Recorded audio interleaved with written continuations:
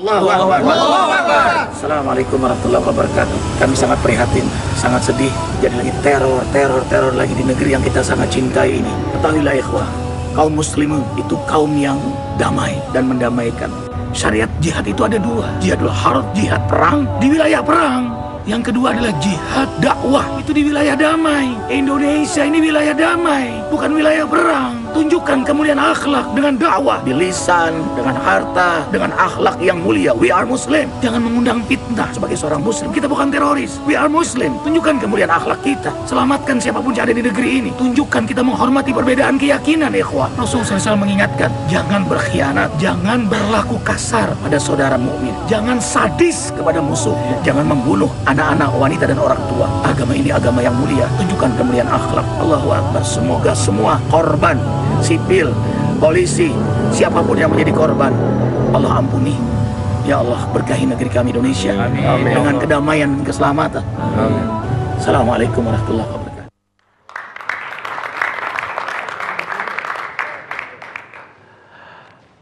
Pemirsa, kita lanjutkan diskusi kita.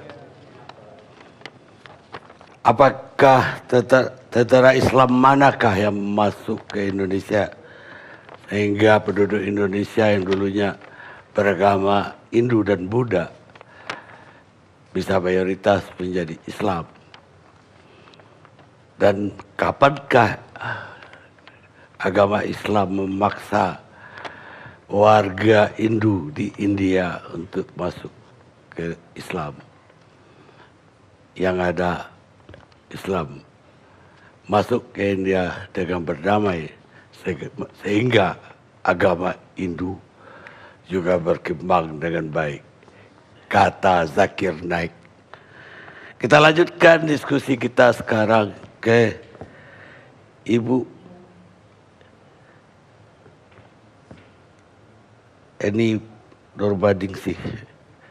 Yang pertama soal RUU. Oke, Ibu Eni. RUU Kepala Badan Pembinaan Hukum Nasional. Saya katanya Pak Radi atau Raldi? Orang Aceh. Baik, Assalamualaikum warahmatullahi wabarakatuh. Baik, Bang Karni. Problemnya kenapa masih tertunda? Iya. Jadi sebetulnya kalau kita bicara RUU tentang pemberantasan tindak pidana terorisme, ini adalah undang-undang tentang perubahan. Undang-undang perubahan dari Undang-Undang 15 tahun 2003. Jadi ketentuan pasalnya pun tidak banyak sebetulnya. Yaitu hanya sekitar 18 pasal, baik itu revisi maupun hal yang baru. Jadi jauh berbeda dengan Kitab Undang-Undang Hukum Pidana yang 786 pasal. Proses pembahasan dari rancangan ini sudah dimulai pada akhir tahun 2016. Memang seharusnya dilihat dari jumlah pasal, itu target waktu tahap awal pembahasan tidak lama sebetulnya. Jadi paling tidak 2 kali masa sidang kita bisa selesaikan.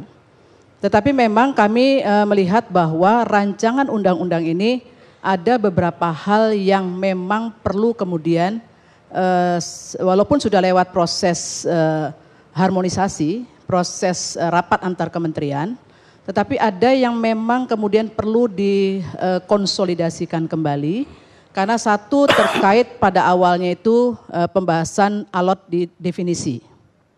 Pada saat pembahasan alot di definisi itu kami menyatakan bahwa kepada tim panja DPR, sebaiknya kita tidak bergerak hanya di definisi, kita maju kepada substansi yang lebih substansial lagi. Yaitu yang tadi disampaikan oleh Pak Kapolri, yaitu menyangkut berbagai macam problem yang tidak bisa diselesaikan dengan undang-undang existing. Yaitu terkait dengan persoalan, pertama adalah persoalan penindakan. Mengenai batas waktu penangkapan, penahanan, itu sangat tidak sesuai dengan kemudian apa yang disebut dengan tindak pidana khusus terorisme. Itu hal yang kemudian harus kami perhatikan. Kemudian yang berikutnya adalah di dalam rancangan ini juga ada hal yang tidak bisa kami tutupi, yaitu menyangkut soal pelibatan dari TNI. Itu juga perdebatannya juga sangat alot sekali. Sehingga proses pembahasan yang seharusnya bisa dilalui sesuai dengan ketentuan dari yang ditetapkan oleh Banmus akhirnya mundur. Mundur dan sebetulnya saat ini posisi dari rancangan undang-undang ini sudah dapat dikatakan 99% selesai. Yang dimaksudkan selesai adalah konten yang utama adalah menyangkut soal penindakan. Itu sudah disepakati. Kemudian pencegahan itu juga sudah disepakati. Yang berikutnya adalah menyangkut perlindungan terhadap korban tindak pidana terorisme. Itu juga sudah disepakati. Termasuk juga korban tindak pidana terorisme masa lalu. Ternyata juga ada yang belum mendapatkan satu perlindungan yang memadai di situ, termasuk kompensasinya. Juga akhirnya sudah disepakati dengan skema yang kami sudah simulasikan sedemikian rupa. Akhirnya ini memungkinkan bagi negara untuk kemudian hadir di dalam memberikan perlindungan kepada mereka. Sudah tersepakati. Tinggal kemudian termasuk pelibatan terkait dengan TNI. Juga sudah disepakati bahwa pelibatan ini adalah koridornya tetap pada Undang-Undang TNI. Termasuk Undang-Undang Pertahanan Negara. Jadi yang dimaksudkan koridornya di situ adalah kami melihat pada pasal 7 ayat 2 yang terkait dengan operasi militer selain perang, yang memang di situ salah satunya adalah bagaimana mengatasi aksi terorisme. Nah, persoalan ini kemudian berkembang di dalam diskusi. Kami juga menyadari penting juga untuk diselesaikan. Karena apa? Karena terkait dengan ketentuan ini disebutkan di dalam ayat 3-nya bahwa untuk melaksanakan operasi militer selain perang itu butuh yang namanya kebijakan keputusan politik negara. Kalau disebutkan kebijakan keputusan politik negara itu apa wujudnya, bentuknya atau kemudian jenis peraturannya seperti apa, itu memang tidak ada kejelasan dari Undang-Undang TNI. Sehingga ada kesulitan bagi mereka kemudian bagaimana kemudian mengaktualisasikannya secara lebih teknis, baik mekanisme, prosedur dan seterusnya. Nah ini kemudian panjang ini, diskusinya panjang sekali. Kebetulan timnya yang terlibat memang sangat komprehensif sekali. Dari TNI, dari Polri, BNPT, kemudian dari LPSK, Kejaksaan, termasuk kementerian-kementerian terkait lainnya. Jadi komprehensif sekali tim yang terlibat di dalamnya. Nah inilah yang kemudian kami mendiskusikan sedemikian rupa pengaturan yang memang proporsional dalam rangka menerjemahkan bagaimana disebut dengan kebijakan keputusan politik negara. Putusan politiknya akhirnya ini ditetapkan dalam bentuk perpres. Jadi nanti akan ada peraturan presiden yang akan mengejawantahkan lebih jauh, lebih detail mengenai bagaimana mekanisme prosedurnya terkait dengan mengatasi aksi terorisme yang dilakukan oleh TNI sesuai dengan tugas fungsi dari TNI. Sudah selesai ini. Setelah semua sudah selesai, tinggal kemudian nengok kembali kepada definisi yang pernah tertunda itu. Sebetulnya kalau dilihat bahwa ini adalah undang-undang tentang pemberantasan tindak pidana terorisme. Apakah definisi itu diperlukan? Membuat definisi itu sebetulnya bukan perkara sederhana. Apalagi kalau kita melihat bahwa sampai hari ini di UN itu ada sekitar 212 pengertian tentang terorisme. Ada 19 konvensi internasional juga bicara tentang terorisme. Jadi tidak ada sebetulnya memang definisi yang tunggal mengenai apa itu terorisme. Kemudian kalau membuat definisinya tidak tepat, yang mengkhawatir itu bukan kami sebetulnya yang bagian saya sebagai ketua timnya, tetapi adalah aparat penegak hukumnya. Kenapa? Karena kita bicara di dalam konteks ketentuan hukum yang terkait dengan tindak pidana, bahwa perumusan pengaturannya itu haruslah bisa menjelaskan unsur-unsur dari azas legalitas. Dia harus memenuhi yang lex serta, lex scripta, kemudian lex preverienya sekali termasuk di dalamnya. Jadi benar-benar dia harus jelas, tegas, lugas, tidak boleh ada multitafsir apapun. Lah ini yang kebetulan menjadi satu persoalan yang perdebatannya cukup alot, diserahkan kemudian kepada pemerintah untuk mencoba merumuskan definisi itu. Ya pada akhirnya kami yang semula memang tidak ingin ada definisi karena kami menganggap bahwa Definisi tentang tindak pidana terorisme menurut kami sudah cukup sebetulnya. Yaitu segala perbuatan yang unsur-unsurnya ada di dalam ketentuan undang-undang ini. Jadi jelas sekali unsurnya apa saja. Nah, ketika diminta kemudian terorisme, itu kesulitan kami adalah apa itu terorisme. Apakah kita akan buat definisinya, definisi formal, ilmiah? Itu berarti harus ada kejelasan terkait dengan spesies dan genusnya apa. Apakah dia perbuatan, apakah dia faham seperti itu? Nah, ini kemudian kesepakatan kami di pemerintah bahwa ini harus diambil dari core crime-nya pasal 6 dan pasal 7 dari Undang-Undang Nomor 15 tahun 2003. Tetapi dia tidak boleh menjadi rumusan delik. Dia harus menjadi sebuah pengertian, yang mana pengertiannya itu adalah yang generik di situ. Problemnya adalah setelah dirumuskan terkait dengan rumusan itu, bisa saya bacakan di sini rumusan terakhir yang sudah disepakati oleh pemerintah adalah bahwa terorisme adalah perbuatan yang menggunakan kekerasan atau ancaman kekerasan yang menimbulkan suasana teror atau rasa takut secara meluas, menimbulkan korban yang bersifat massal, dan atau menimbulkan kerusakan atau kehancuran terhadap objek vital yang strategis, lingkungan hidup, fasilitas publik atau fasilitas internasional. Ini yang kemudian belum disepakati. Kenapa belum disepakati? Minta ada tambahan frase lagi. Bahwa yang disebut perbuatan di situ itu harus diminta untuk dikaitkan dengan tujuan ideologi atau tujuan politik. Ini yang kebetulan aparat penegak hukum keberatan. Keberatan mereka adalah kesulitan di dalam pembuktian. Karena kita bicara tindak pidana terorisme. Sehingga pada hari ini kami tidak bisa menyelesaikan ini pada saat pembahasan terakhir sebelum reses kemarin. Dan pada akhirnya pemerintah menyatakan bahwa terkait dengan definisi ini memang harus dibuat di dalam sistem legislatif drafting secara proporsional. Ada yang harus kemudian masuk dalam konsideran, ada yang kemudian diletakkan sebagai bagian dari rumusan di dalam pengertian ini tadi, dan ada juga yang kemudian ditempatkan dalam penjelasan umum. Jadi pilihannya seperti itu, artinya tidak ada yang hilang tetapi penempatannya dilakukan secara proporsional.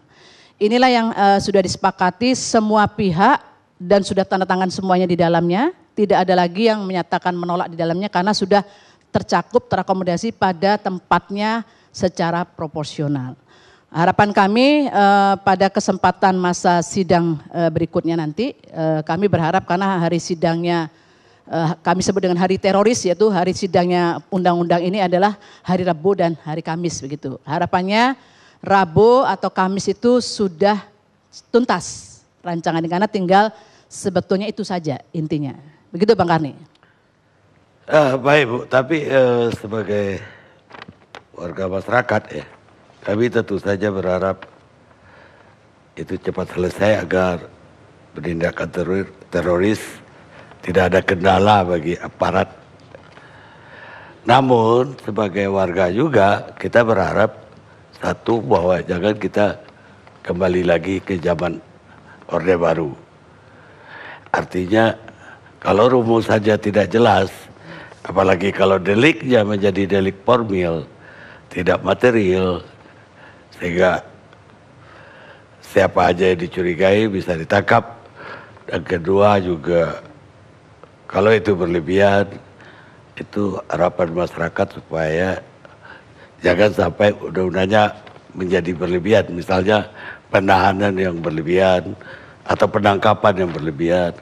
Karena itu justru bisa memancing orang justru melawan menjadi teroris. Apalagi pertanyaannya, kok bisa antara pemerintah dan DPR, sebetulnya kita gunakan juga ketua DPR dan udah kompom tadi, namanya Bambang Susatyo, tapi ternyata mangkir janji, padahal mau puasa, masa dia mangkir janji. Dia katanya mau datang, jadi karena saya nggak ngundang praksi-praksi, saya nggak mau jadi perdebatan antar partai politik. yang malam ini. Kenapa pemerintah bilang yang bikin lambat itu DPR, sementara DPR bilang pemerintah. Jadi begini Bang Karni ya, bicara tentang pengaturan tentang tindak pidana terorisme ini kan harus hati-hati. Karena kita bicara rumusan delik.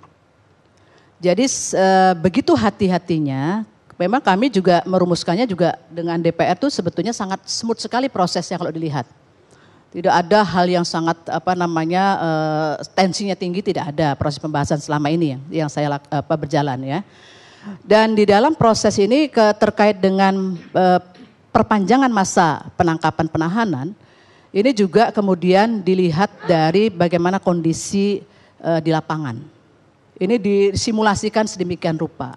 Dan ini adalah tindak pidana khusus, harus diperhatikan. Beda dengan delik biasa, ini tindak pidana khusus. Dan yang lebih menarik lagi adalah di dalam rumusan undang-undang ini ada pengawasan.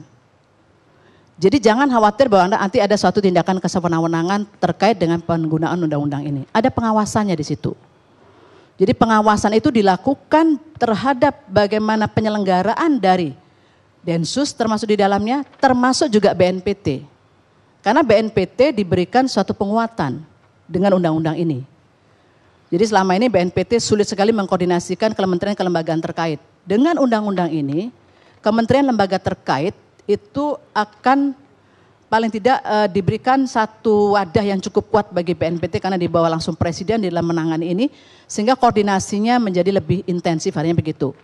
Oleh karena itulah kemudian di dalam penguatan BNPT ini diserahkan sekaligus kewenangan menyangkut pencegahan.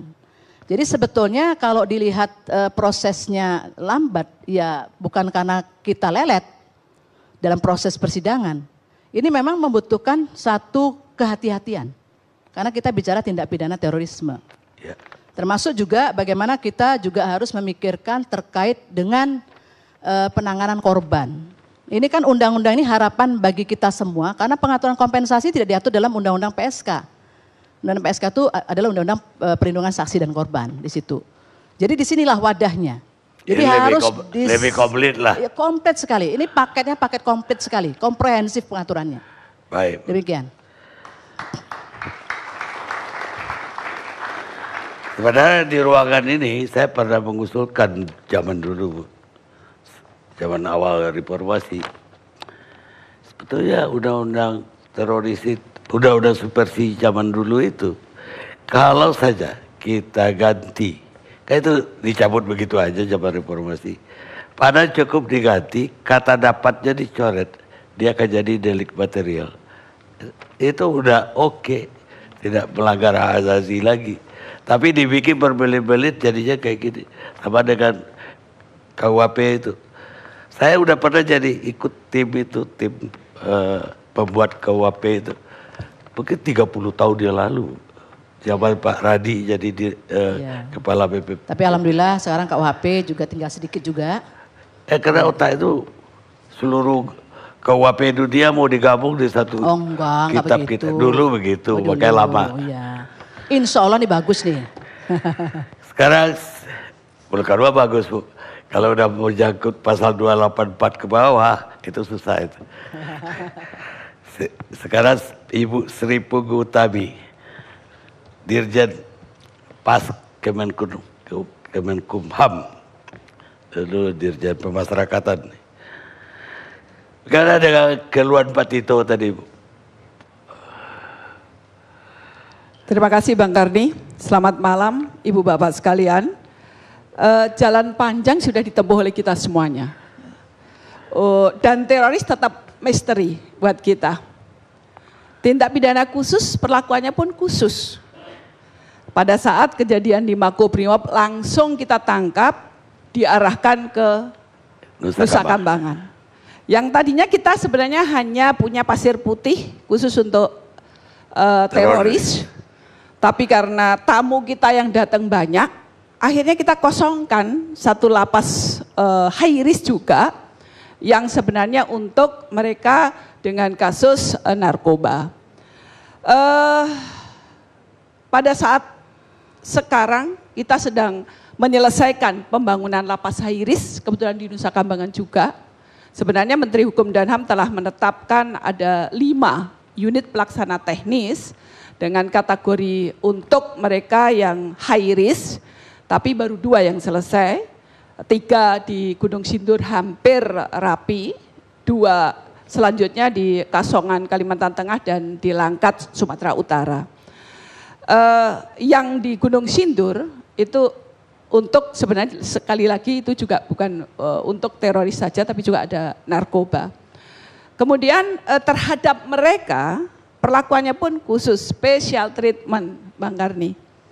Ada perlakuan yang proporsional karena yang disentuh adalah mindsetnya, rasanya, pemahamannya. Gak bisa kita juga mempersamakan dengan pidana umum.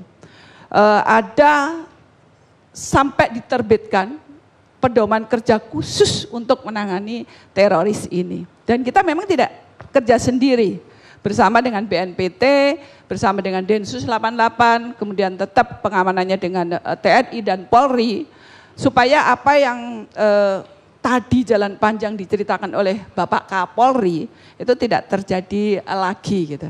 Terhadap mereka ditempatkan di dalam satu sel, 1 orang, dan tidak diperkenankan bertemu dengan siapapun dalam waktu tertentu. Sampai dengan yang bersangkutan sadar bahwa apa yang dilakukan itu salah. Jadi ini berangkat dari kesadaran diri bahwa apa yang dilakukan itu menyimpang dari yang seharusnya dilakukan oleh masyarakat pada umumnya.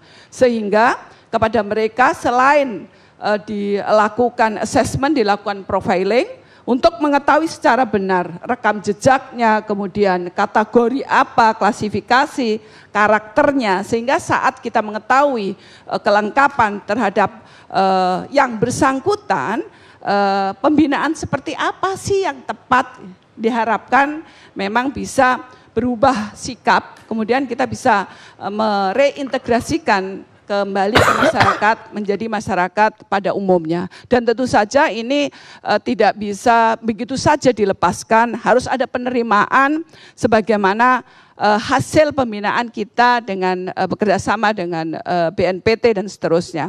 Mudah-mudahan jalan panjang yang selama ini sudah ditempuh oleh kita semuanya, satu hari ada titik berhentinya. Karena apa? Data menunjukkan sampai dengan hari ini jumlah tersangka teroris ini bukan turun tapi semakin meningkat.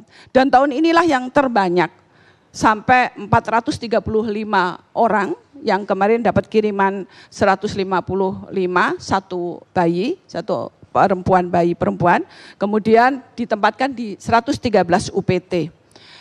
Penempatan yang sendiri-sendiri sebenarnya ini cukup efektif menurut kami dibanding digabung. Tapi ada saatnya mereka juga bisa digabung setelah menunjukkan adanya perubahan kelakuan. Perubahan yang ditunjukkan dengan penilaian oleh tim. Ada di sana dari BNPT, kemudian Densus 88, ada pembimbing kemasyarakatan yang menilai ini orang sudah mulai turun derajat ideologinya, sudah kooperatif. Nah, pada saat sudah kooperatif baru pembinaan bisa dijalankan.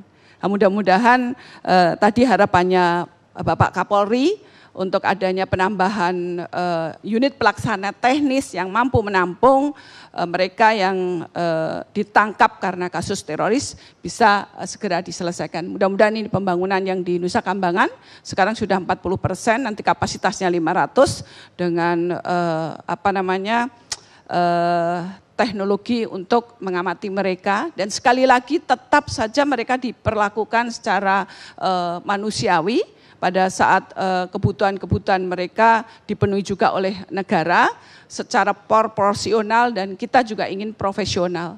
Tetap pendekatan kemanusiaan diperlakukan kepada mereka. Itu Bang Karni. Jadi konsep kalau dia dipisah, itu dia digabung dengan narapidana lain atau? diisolir sendirian. Sendiri. Jadi satu sel satu orang. Satu sel Cukup satu orang. sel ya? Untuk di Batu dan Pasir Putih sementara ini cukup. Walaupun tambah 150. Cukup sementara Masih. ini cukup. Dan kami terpaksa mengosongkan satu lapas lagi di sana khusus untuk teroris. Nah, ini bisa dibayangkan seperti apa yang dilakukan oleh teman-teman mengosongkan lapas untuk diisi oleh kasus teroris kemarin. Sehingga butuh memang dalam waktu yang tidak terlalu lama kita bisa mempersiapkan bangunan untuk mereka gitu. Karena yang ada satu sel satu orang itu hanya di Lapas Batu dan Lapas Pasir Putih sampai yang bersangkutan menyadari atas apa yang dilakukan itu salah, kemudian baru bisa setelah hasil asesmen bisa digabung dengan yang lain, baru diturunkan derajat pengamanannya. Jadi dengan super maximum security, tidak bisa berhubungan dengan siapapun, tidak bisa menggunakan alat apapun, kami mengontrolnya dengan sangat baik untuk itu. Ya kalau selama ini narkoba kan tetap aja bisa jualan dari dalam. Ya artinya yang saya dengar mereka udah diacak aja sinyalnya. Mereka beli lagi dari luar negeri alat anti pengacakan itu. Dan bisa masangnya.